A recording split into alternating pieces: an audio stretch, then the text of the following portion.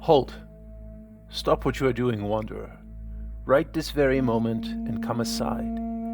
Keep still your restless spirit and attend to what I say. This may be one of the longer videos, so your patience will be tried.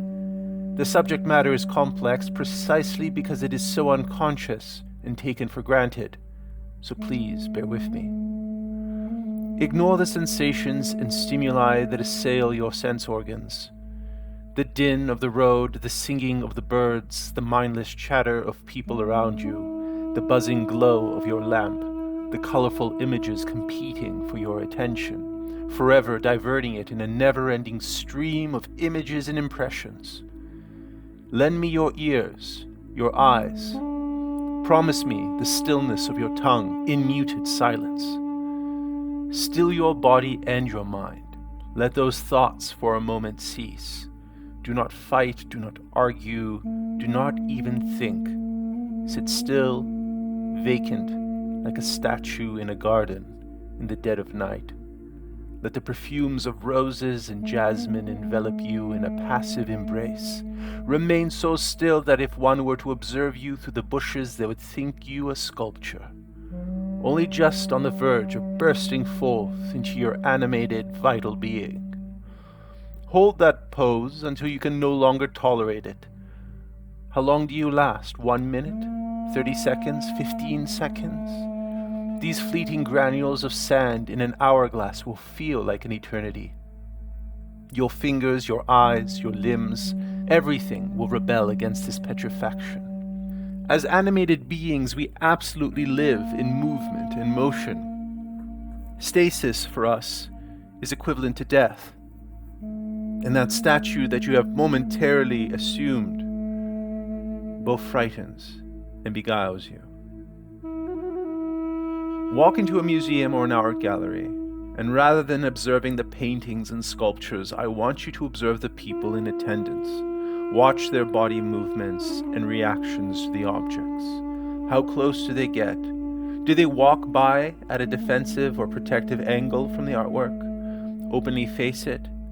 Arms crossed in security and aloofness?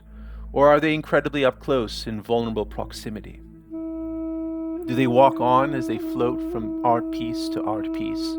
Do any of them become transfixed, frozen in a momentary communion with the work? Good. We have found it now at last. That numinous moment. The statue that transfixes and freezes the viewer. But who can say who found whom? Do not let your eyes deceive you. For in the world of images, statues rarely remain unmoving. A world is quickly coming into being that will unearth the deep-rooted anxieties human beings have always felt with regard to images and automata. The animation of inanimate matter.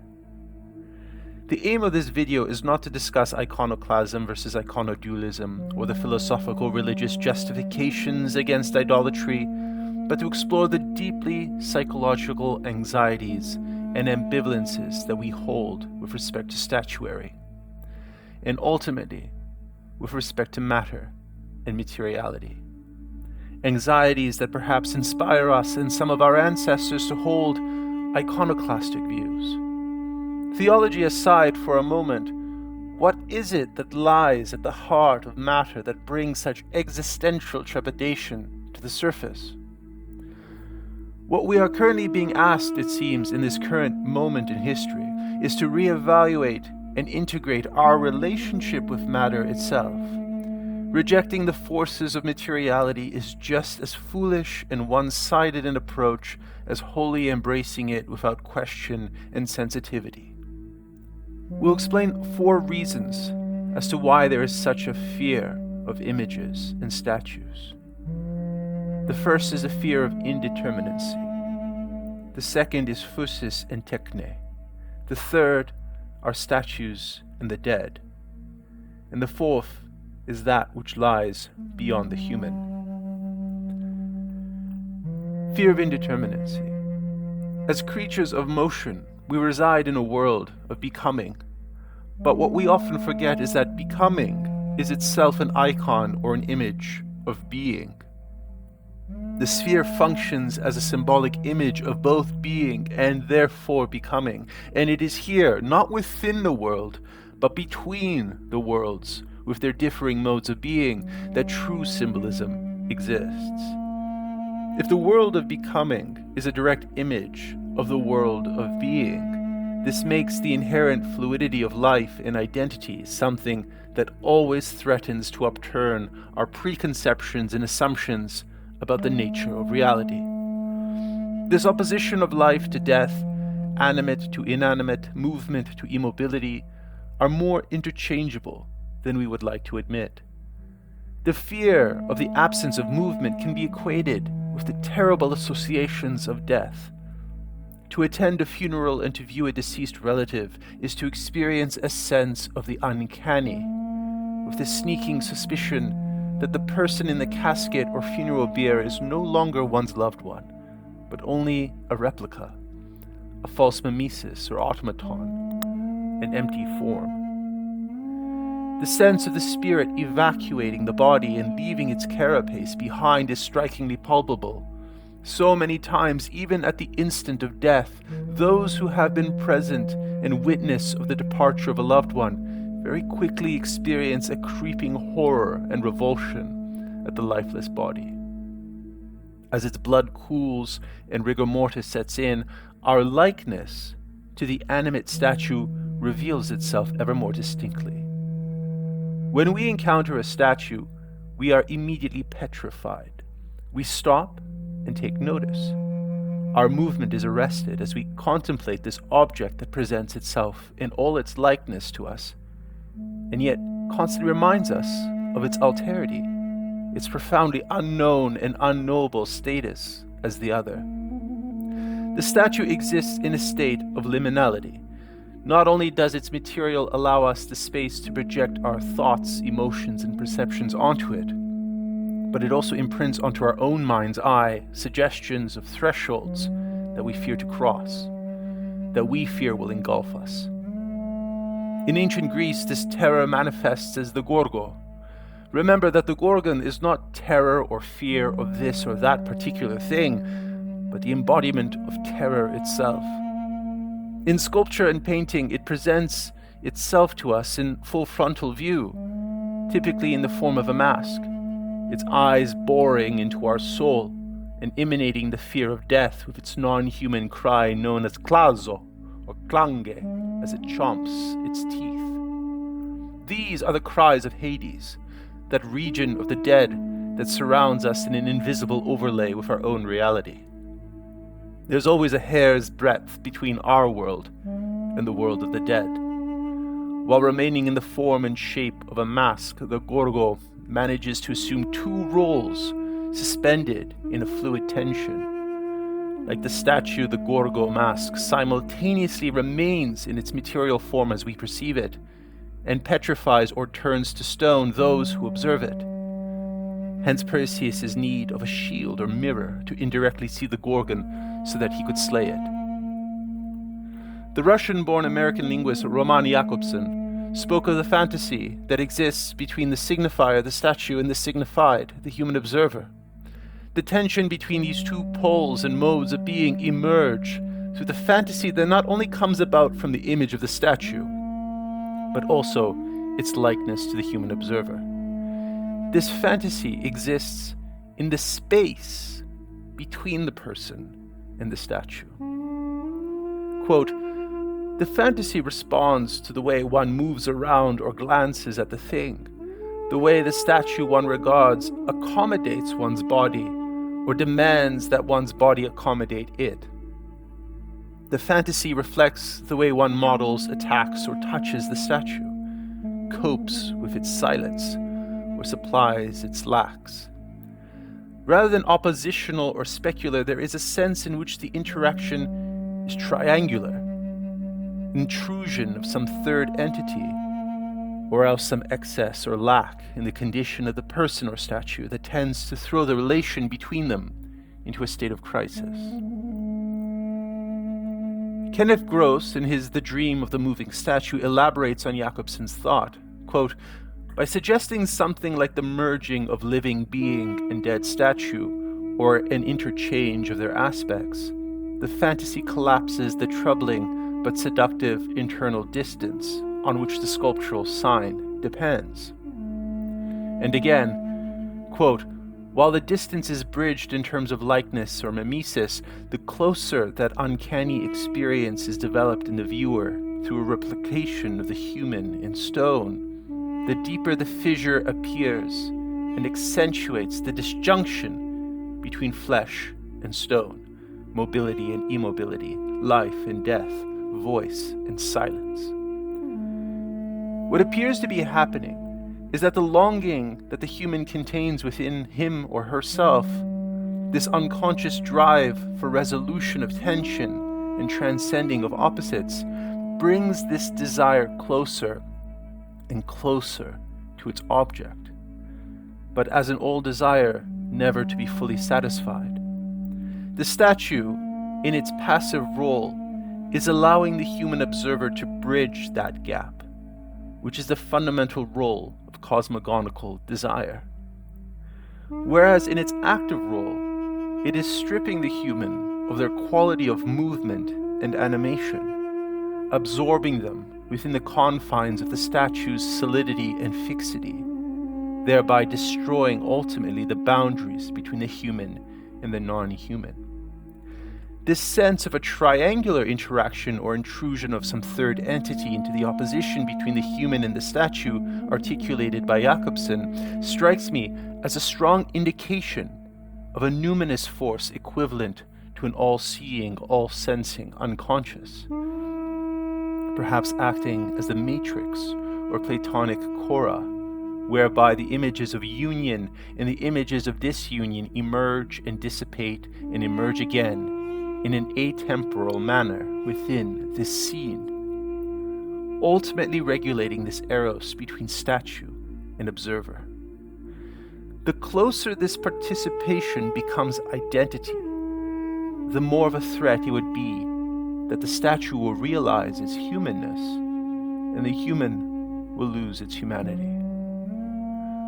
All you need to do is observe those standing in front of a statue or a work of art, immobile, in contemplation and fascination of the object they are inadvertently in communion with, to notice this magical fixation. All you need to do is walk through the city streets to see all those fixed to their phones, as bronze statues depicting heads bowed in submission to the cell phone that produces images and demands your unceasing eros. The interplay of desire or eros and the resultant movement in pursuit of the object of one's desire into a state of immobility is beautifully captured in Bernini's Apollo and Daphne. Based on Ovid's tale from his Metamorphoses, Metamorphoseus or Transformations, the tale recounts a love-stricken Apollo, stricken being the appropriate word here, since his longing and desiring of Daphne, a forest nymph who has vowed celibacy like Artemis, was struck by a golden arrow from the bow of Eros, who punished Apollo for his mockery of him while stringing his own bow. Eros simultaneously shoots Daphne with a lead arrow. Quote, one kindles love, the other dispels it. The one that kindles is golden with a sharp glistening point. The one that dispels is blunt with lead beneath its shaft.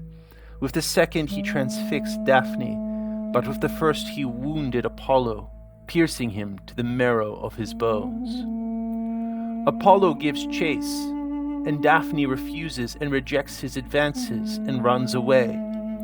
Note here the description of Daphne's movement, quote, swifter than the lightest breath of air, and resists his words calling her back again. And contrast this with her eventual transformation into a laurel tree, embedded and rooted in the earth. The fixity is magnified by the absolute immobility of a marble statue that the viewer is perceiving.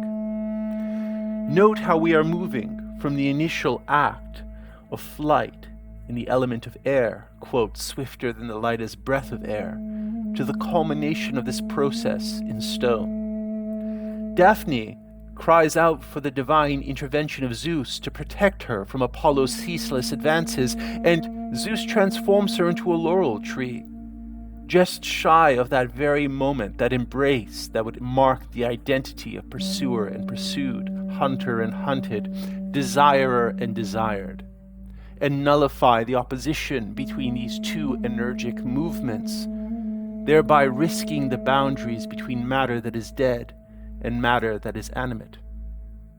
If you linger on this statue and observe it closely, you can see that every moment that passes, this statue threatens to burst into life and movement.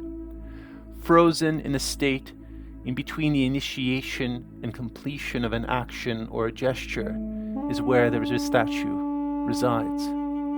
As the observer in the gallery interacts imaginally with the vividness of the statue, he or she is actually witnessing and partaking in the magical reversal of Zeus's intervention, which was to assign immobility to movement. Through this vividness and sculpting and the imaginal interaction with it, we are releasing Daphne and thereby allowing immobility to come alive once again into motion.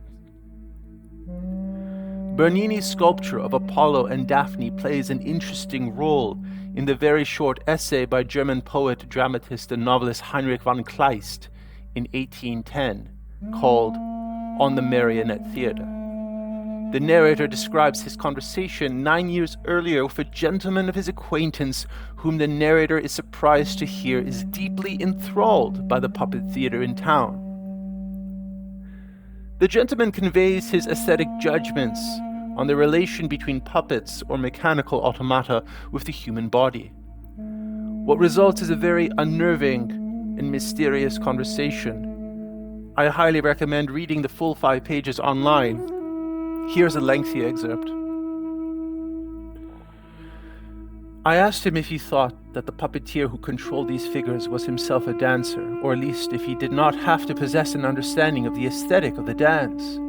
He replied that though such a task might be simple from a purely mechanical viewpoint, it did not necessarily follow that it could be managed entirely without some feeling. The line that the center of gravity must describe was, to be sure, very simple, and was, he felt, in most cases, a straight line. In cases where that line is not straight, it appears that the law of the curvature is at least of the first or at best of the second rank, and additionally in this latter case only elliptical. This form of movement of the human body's extremities is natural because of the joints, and therefore would require no great skill on the part of the puppeteer to approximate it. But viewed in another way, this line is something very mysterious, for it is nothing other than the path to the soul of the dancer. And C doubted that it could be proven otherwise, that through this line the puppeteer placed himself in the center of gravity of the marionette, that is to say, in other words, that the puppeteer danced. I replied that a puppeteer's work had been suggested as something rather dull, something like grinding the handle of a hurdy-gurdy. Not at all, he replied. Rather, the movement of his fingers has a somewhat artificial relationship to those of the attached puppets, somewhat like the relationship of numbers to logarithms or the asymptote to the hyperbola. Furthermore, he stated the belief that this final trace of the intellect could eventually be removed from the marionettes, so that their dance could pass entirely over into the world of the mechanical and be operated by means of a handle, such as I had suggested. Nothing, he replied, except that I have already observed here symmetry, mobility, lightness, only all of that to a higher degree and particularly a more natural disposition of the centers of gravity. And the advantage such a puppet would have over a living dancer?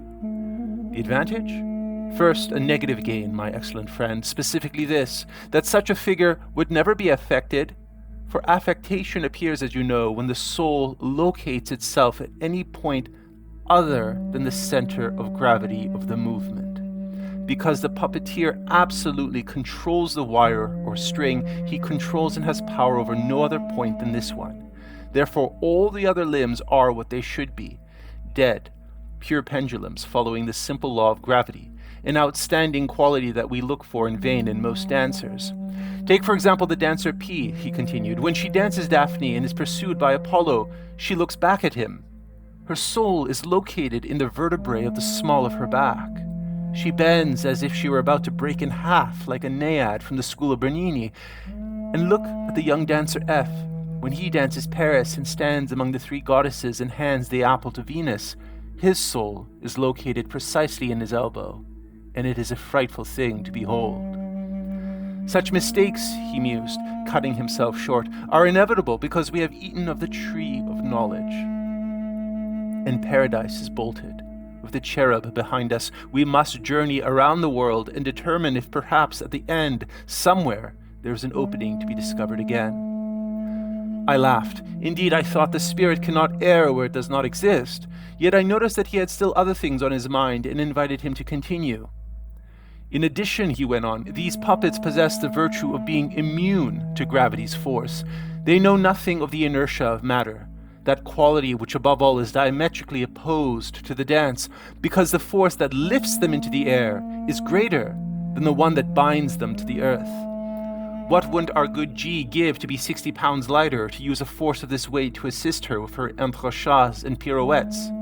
Like elves, the puppets need only to touch upon the ground, and the soaring of their limbs is newly animated through this momentary hesitation. We dancers need the ground to rest upon and recover from the exertion of the dance. A moment that is certainly no kind of dance in itself, and with which nothing further can be done except to at least make it seem to not exist. In addition, he went on, these puppets possess the virtue of being immune to gravity's force. They know nothing of the inertia of matter. I replied that although he handled his paradoxes with skill, he would never convince me that in a mechanical figure there could be more grace than in the structure of the human body. He replied that it would be almost impossible for a man to attain even an approximation of a mechanical being. In such a realm, only a god could measure up to this matter, and this is the point where both ends of the circular world would join one another. I grew even more amazed and simply did not know how to reply to such strange statements. It would seem, he continued, while taking a pinch of snuff, that I had not read very carefully the 3rd chapter of the 1st book of Moses, and whoever was not acquainted with that first period of human civilization could not reasonably discuss the matters at hand, and even less so the ultimate questions. I told him that I understood only too well how consciousness creates disorder in the natural harmony of men. A young friend of mine had lost his innocence in paradise too, simply because of an observation he made that I witnessed at the same time. After that moment, in spite of all possible attempts, he never again regained it. However, I ventured, what conclusions can you draw from that? The narrator here then begins to share an anecdote of his own. About 3 years ago, I explained, I went swimming with a young man whose personality was possessed of a natural charm. He was probably about 16 years old at the time, and only from a distance could one notice the first traces of vanity in him, a quality brought about by the attentions of women. Now it happened that a short time before, in Paris, we had seen the statue of the youth pulling a splinter from his foot. Copies of that statue are well known and can be seen in most German collections. My friend was reminded of the statue when, after our swim, he placed his foot on the footstool to dry it and at the same time glanced into a large mirror. He smiled and told me what a discovery he had made. And indeed, I had made the same observation at the same moment, but whether it was that I wanted to test the security of his natural charm, or whether I wanted to challenge his vanity, I laughed and replied that he was imagining things. He blushed and lifted his foot a second time to show me. As one could have easily predicted, the attempt failed. Confused, he lifted his foot a third, a fourth, even a 10th time, in vain. He was unable to duplicate the same movement. What can I say? The movements he made became so comical, I could hardly keep from laughing. From that day on, from that very moment on, an inexplicable change took place in this young man. He began to stand in front of the mirror all day long, and one virtue after another dropped away from him. An invisible and inexplicable power like an iron net seemed to seize upon the spontaneity of his bearing, and after a year there was no trace of the charm that had so delighted those who knew him. There's only one other person alive today who witnessed that strange and unhappy incident, and who would confirm it for you word for word as I have related it. What is being suggested here is that the statue has the capacity to impose an alien motion upon a person. We can see a most striking indication of this notion of mimicry of the artificial in the phenomenon of young people live streaming online by adopting the movement, voice, and mannerisms of non-playing characters in video games. Something that has recently come to the public's attention. As an aside, the danger here seems to be not so much on artificial intelligence appropriating our jobs and livelihoods, but appropriating our souls. There's a deep-seated allure and desire that manifests as mimicry. If we are used to adapting and morphing our language and our mannerisms to conform to a particular mode of technology like social media or ChatGPT, there is an implicit and unconscious movement in conformity to that medium. And if we remain unaware and unconscious of how nature and technology interact with one another, we risk losing our humanity and becoming ourselves an artificial machine or a puppet. Quote, "One's first intuition may be that the fantasy of the living statue depends on a desire to give life to the dead. But the texts I've examined also point to a contrasting recognition. They suggest that what speaks in the fantasy of an animated statue may be a covert desire for or trend toward the inanimate. That the idea of a living statue arises out of a desire for the inhuman, the material, out of a demand for the condition of stone, the solid or opaque, or whatever else the stone can signify." My only comment on this quote by Kenneth Gross is that the desire arising from the living statue may not only be a desire for the inhuman, but more specifically the non-human. It is not animality that emerges from the stone, but divinity. The statue that allures with its sense of automation, its unwavering purpose and sense of being, its fixity and stability act as a beguiling and enchanting invitation for the human to cease their toils in a world of ever-changing transformation and flux, a chaotic instability that always threatens to uproot us from the ground of our being. These are the challenges that we must confront in the coming decade. Undergirding Kleist's essay is a suggestion of biblical import. He chastises the narrator for failing to familiarize himself with the 3rd chapter of the 1st book of Moses, that being the temptation of Eve by the serpent in the Garden of Eden and the consequent punishment by God. "And unto Adam he said, Because thou hast hearkened unto the voice of thy wife, and hast eaten of the tree of which I commanded thee, saying, Thou shalt not eat of it, cursed is the ground for thy sake, and sorrow shalt thou eat of it all the days of thy life. Thorns also and thistles shall it bring forth to thee, and thou shalt eat the herb of the field. In the sweat of thy face shalt thou eat bread, till thou return unto the ground, for out of it wast thou taken, for dust thou art, and unto dust shalt thou return. And Adam called his wife's name Eve, because she was the mother of all living. Unto Adam also and to his wife did the Lord God make coats of skins and clothe them. And the Lord God said, Behold, the man is become as one of us, to know good and evil. And now lest he put forth his hand and take also of the tree of life, and eat and live forever. Therefore the Lord God sent him forth from the Garden of Eden, to till the ground from whence he was taken. So he drove out the man, and he placed at the east of the Garden of Eden cherubims, and a flaming sword which turned every way, to keep the way of the tree of life." Without delving too deeply into this mystery, I would like to emphasize that Eve's name is associated with life, as she is the mother of all living. And Adam, Adama in Hebrew, as we have discussed before, means not only the color red, but also earth, and with connotations of red clay.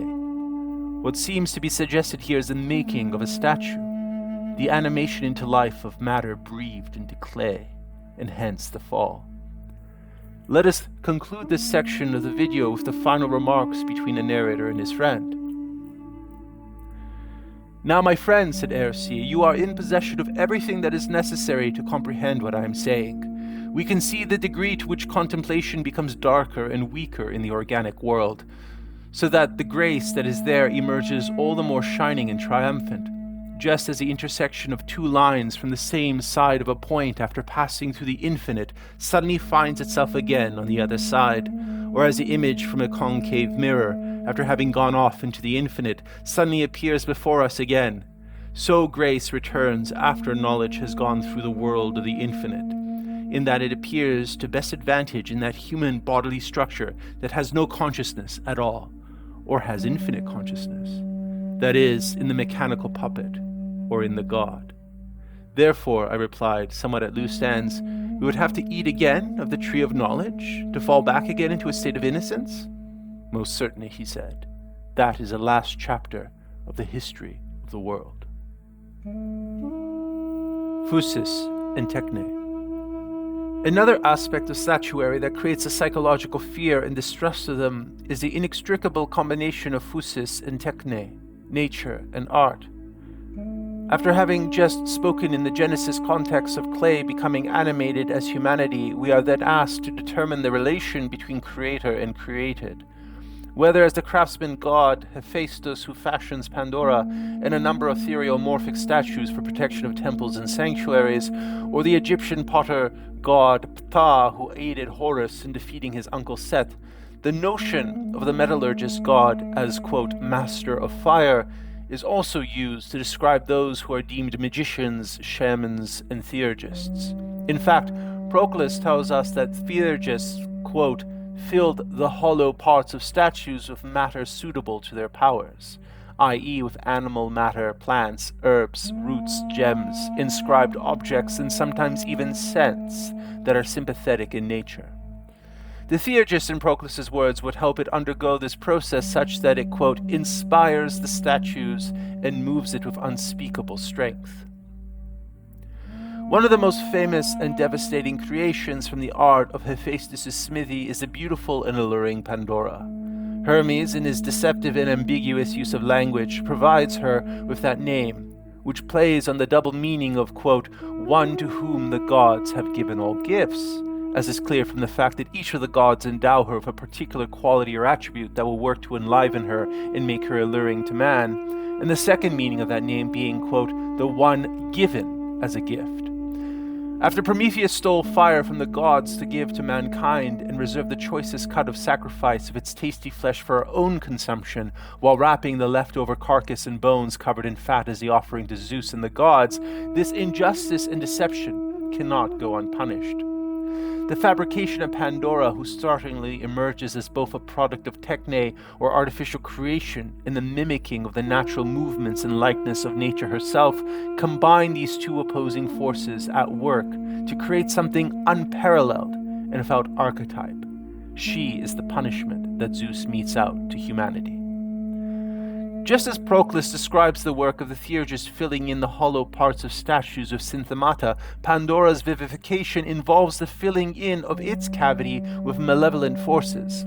Hephaestus himself animated his automaton maidservants by inserting nous, ode, sthenos, and phrenis. This recalls the opposition between external appearance and internal realities. The fact that such a beautiful creature could contain such latent evils proliferating in her breast. But this separation of the surface appearance and the power that's contained within is also a mark of divinity in the Greek conception. Gods and goddesses rarely show themselves directly to a human being. It is not appropriate that human eyes meet the pure, unadulterated force and power of divinity.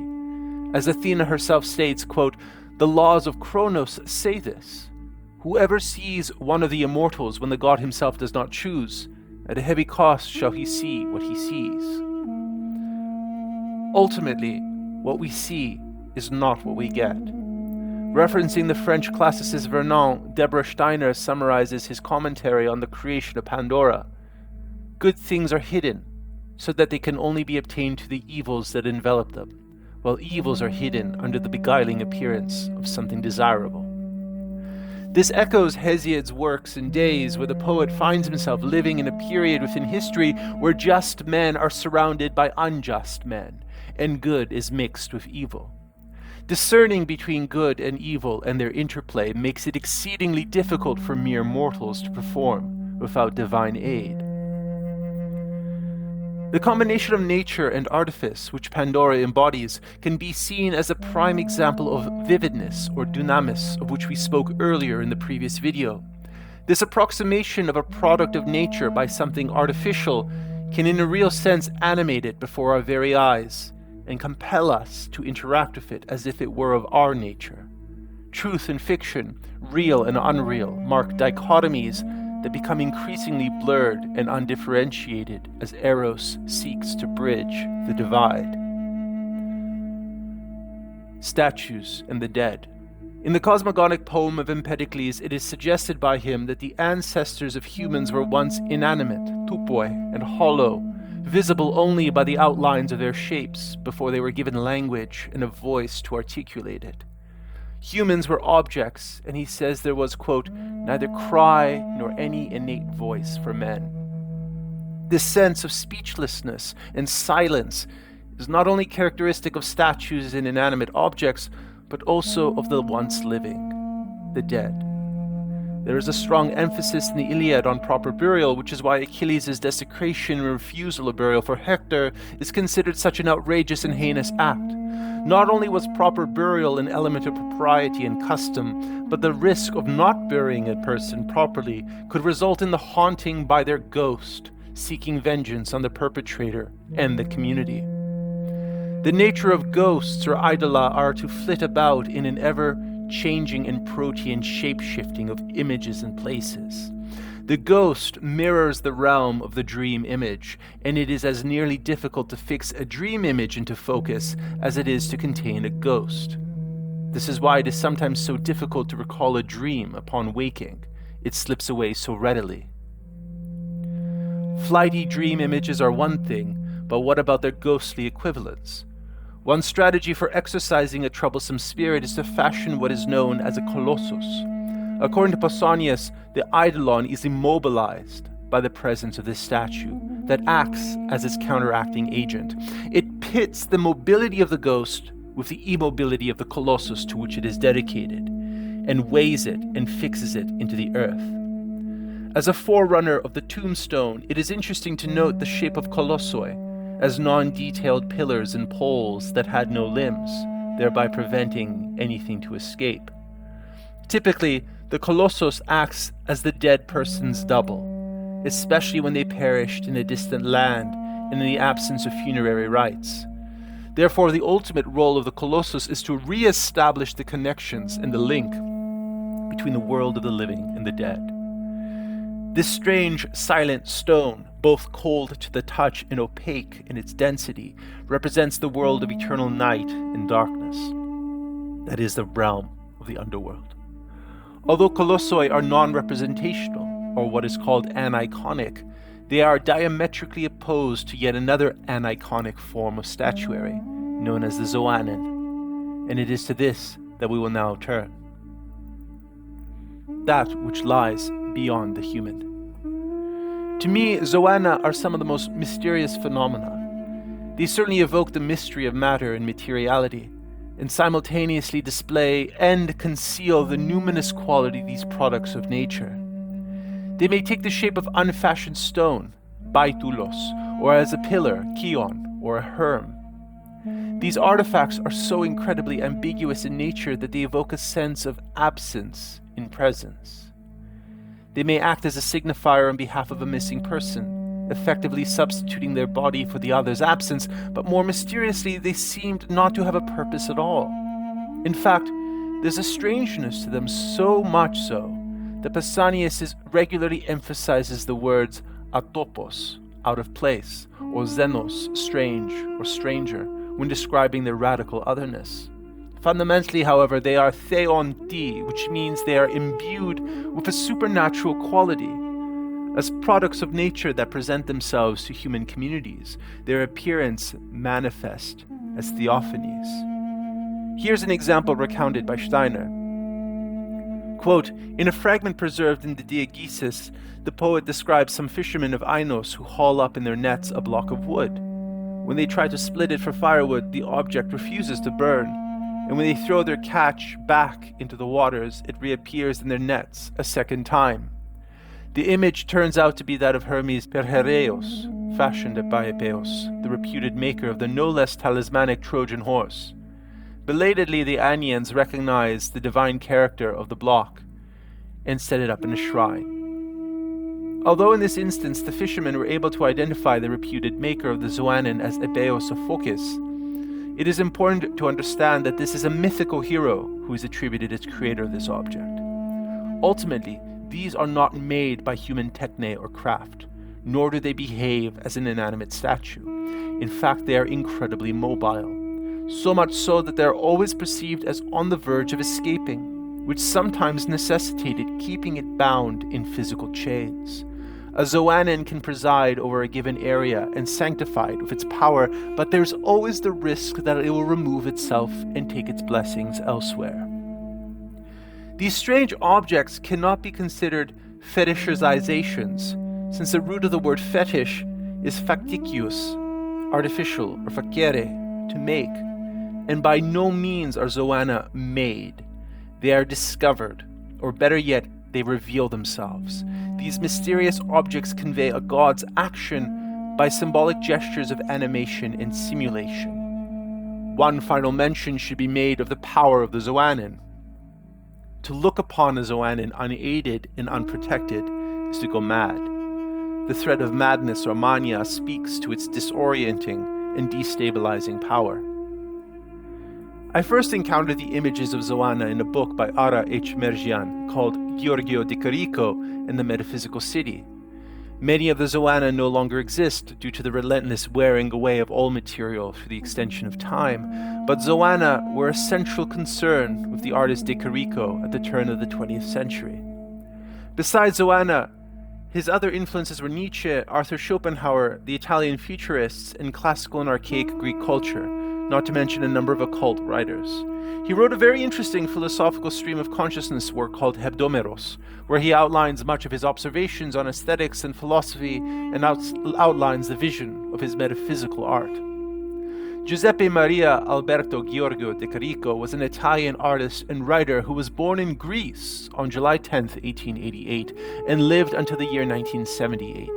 He is most well known for influencing the surrealist movement in art and founding what is known as the Scuola Metafisica art movement. Although as time progressed he adhered more to his metaphysical art, as the surrealists distanced themselves from his vision. He is quoted as saying, "For my part, I feel there is far more mystery in a piazza fossilized in the midday sun than in a dark room in the depths of night during a seance." Quoting from his essay entitled De Chirico's Shadow on Art's Visionary Path, Lorenzo Canova states, quote, "Metaphysical painting is still read as an evocation of horror vacui, the, quote, loneliness of modern man, rendered an image. Yet the desertion of space is not lamented in De Chirico's imagery, it is celebrated for its brave renunciations. Metaphysical painting by 1914 does not, as scholars have long assumed, perform a, quote, melancholic reception of loss. It exalts loss as the mode of privileged vision itself. Quote, I wish at any cost to be alone, said the statue with the eternal look, and in everlasting happiness the statue immerses its soul in the contemplation of its shadow.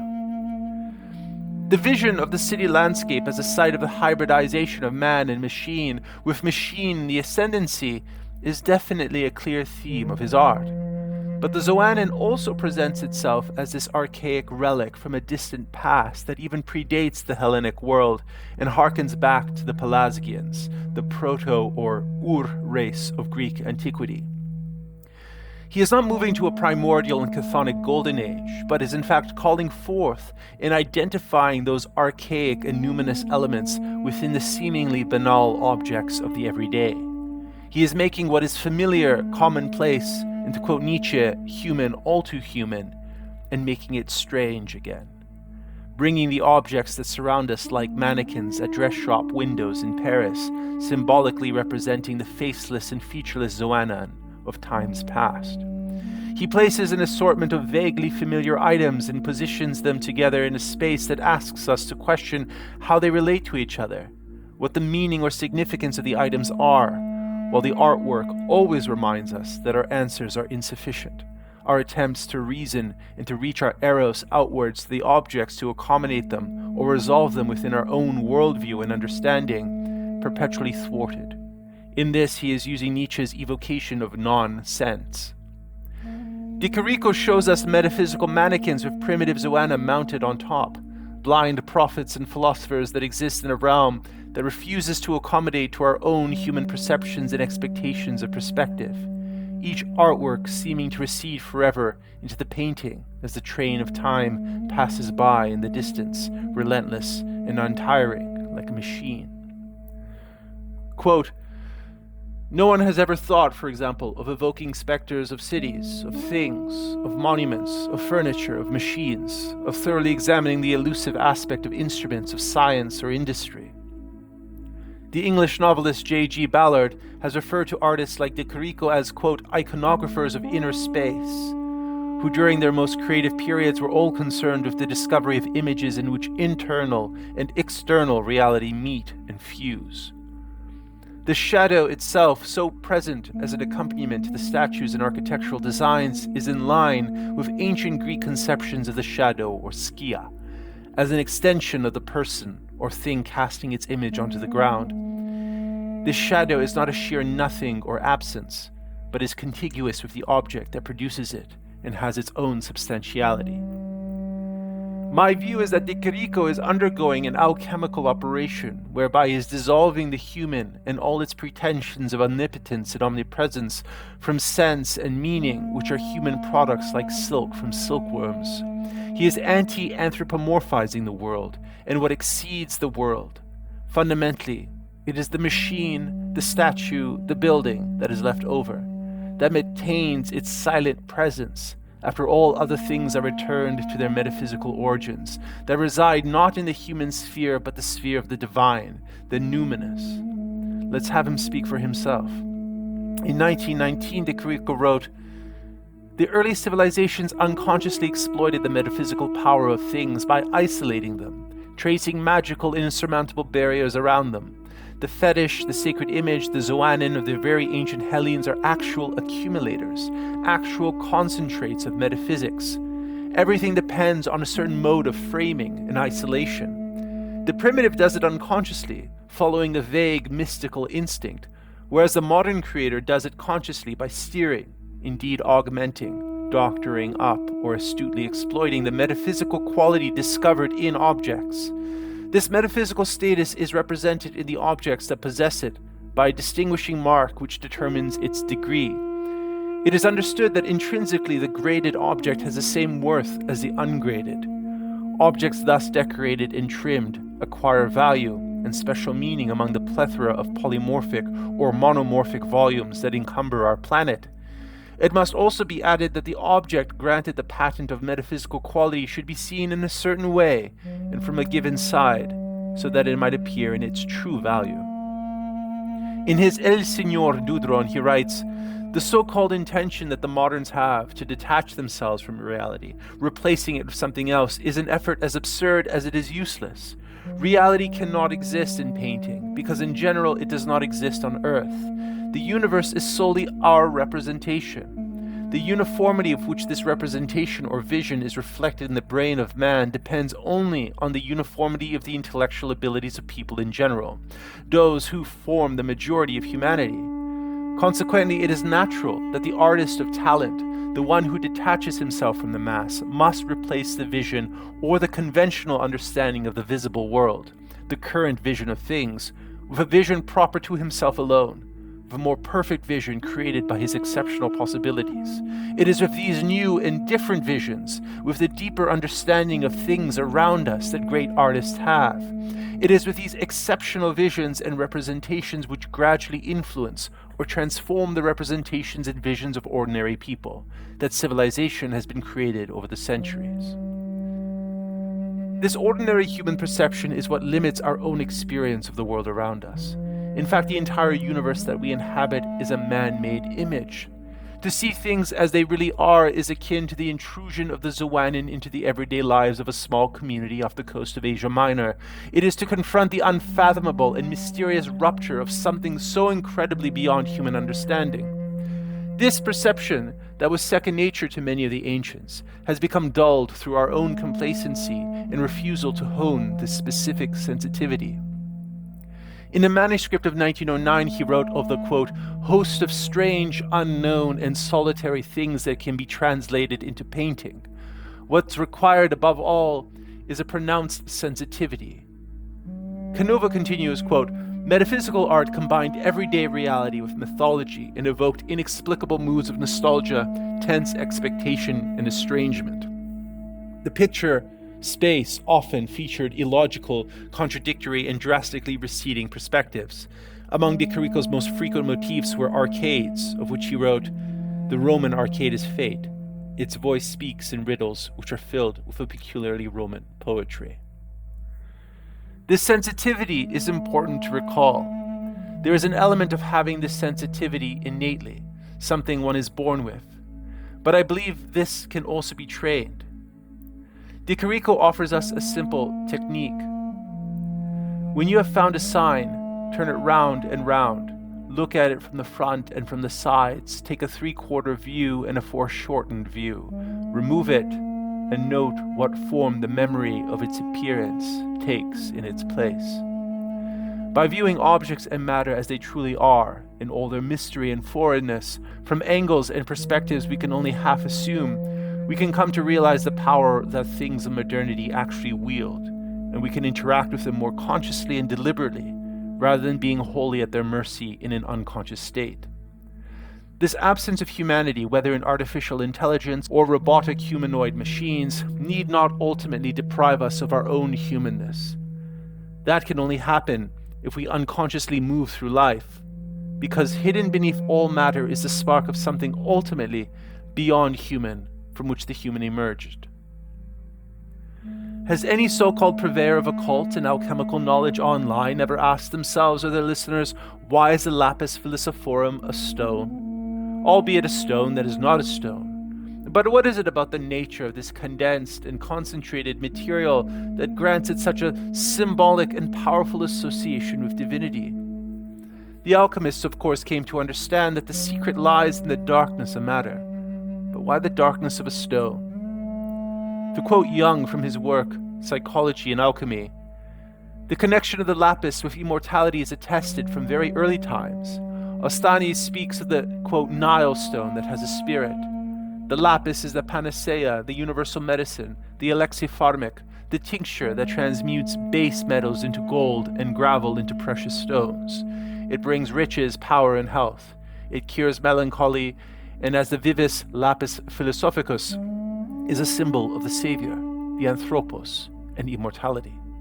Its incorruptibility is also shown in the ancient idea that the body of a saint becomes stone. Thus, the Apocalypse of Elijah says of those who escape persecution by the anti-Messiah, quote, 'The Lord shall take unto him their spirit and their souls. Their flesh shall be made stone. No wild beast shall devour them to the last day of the great judgment.' In a Basuto legend reported by Frobenius, the hero is left stranded by his pursuers on the bank of a river. He changes himself into a stone, and his pursuers throw him across to the other side. This is the motif of the transitus. The other side is the same as eternity." This video has suggested reasons for our fear of idols, not because they are a dead end or evil in and of themselves, but because they threaten us, everything about us, our identities, our place in the cosmos, our desires, our fears, our uncertainties. They are closer to us than we would like to comfortably admit. They also, however, offer us the key to the other side, the boundary marker that separates here from there, chronos from kairos, time from the instantaneous eternal moment of time. Fight that fear and respect it. Now open your eyes, relax your limbs. I release you from the statue-like pose you have assumed when coming aside to listen to this video through to the end. But once this video ends, look at the world through a new pair of eyes and behold the presence of all things. Take care for now.